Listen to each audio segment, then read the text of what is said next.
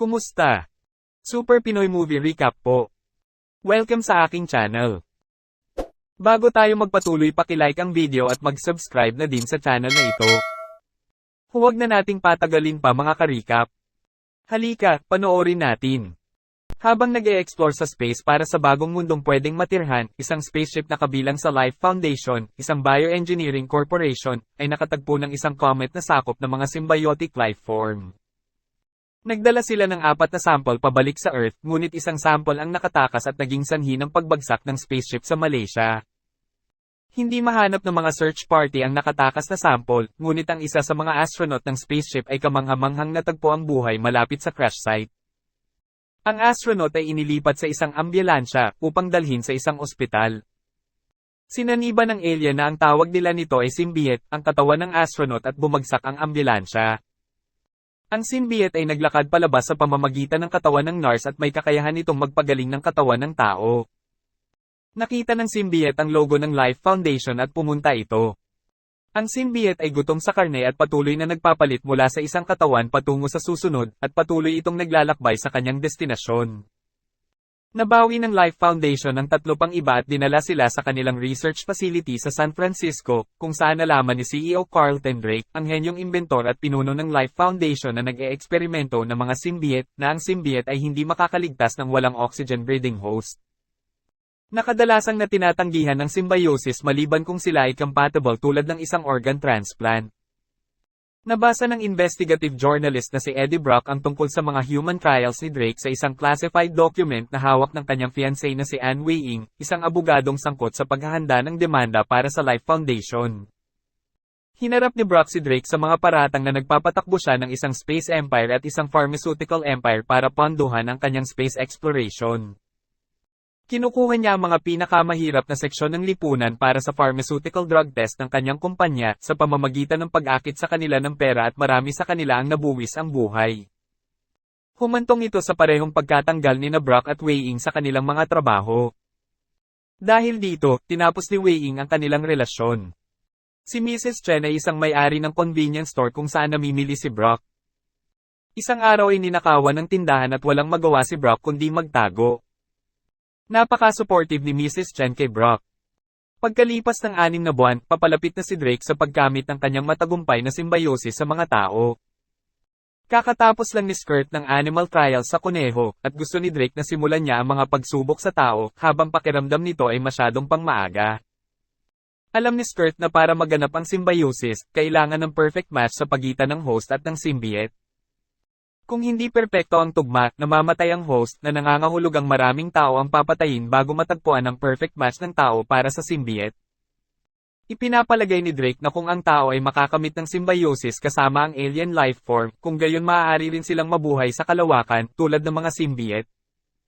Gusto ni Drake ang mga human test subjects sa susunod nitong test flight para malaman ang kanilang posibilidad na mabuhay sa kalawakan kasama ang symbiote sa loob nila.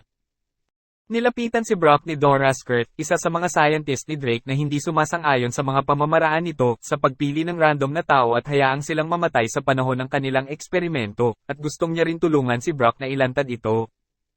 Sinabi ni Skirt na hindi siya direktang pupunta sa mga pulis dahil natatakot siya para sa kanyang pamilya at sa kanyang buhay.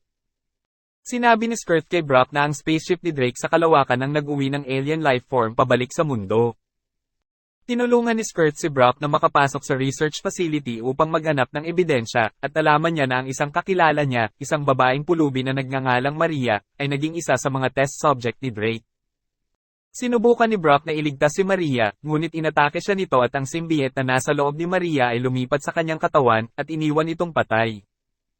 Nakatakas si Brock sa pamamagitan ng kanyang sobrang lakas, bilis at liksi, ngunit hindi nagtagal ay nagsimula siyang magpakita ng mga kakaibang sintomas, sobrang gutom, pagkain sa labas ng basurahan at pag-inom sa bowl ng banyo, at humingi ng tulong kay Weying nang magsimula siyang makarinig ng mga boses sa loob ng kanyang ulo.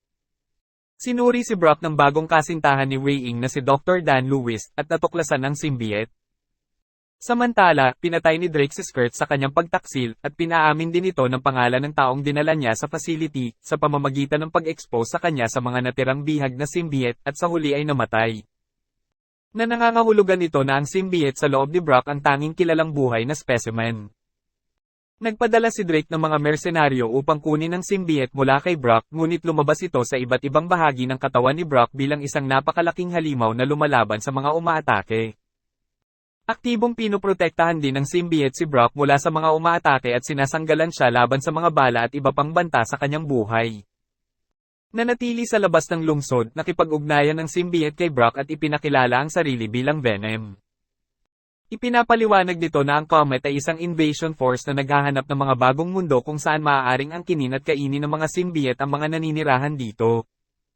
Nag-alok si Venom na iligtas si Brock kung tutulungan niya ang symbiote na makamit ang kanilang layunin, at hindi nagtagal na tamasa ni Brock ang mga superhuman na katangian na ibinibigay ng symbiote sa kanya.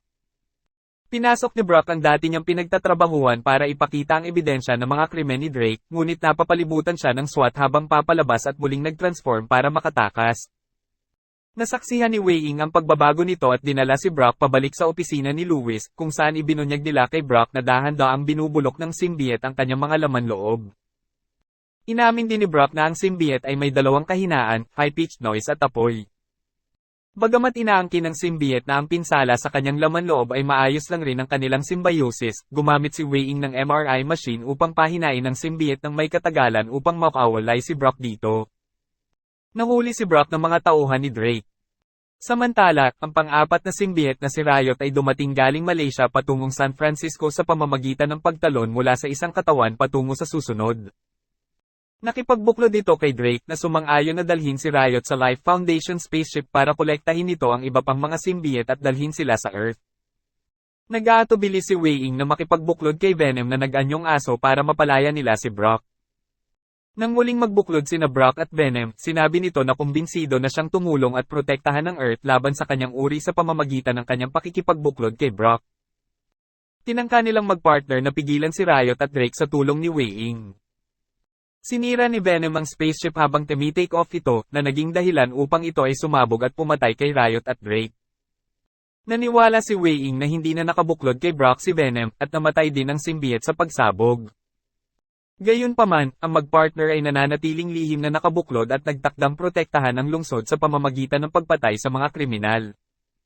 Nagtapos ang kwento nang bumalik si Brock sa pamamahayag, at naanyayahan siyang makapanayam ang nakakulong na serial killer na si Cletus Cassidy, na nangako ng patayan kung makatakas ito.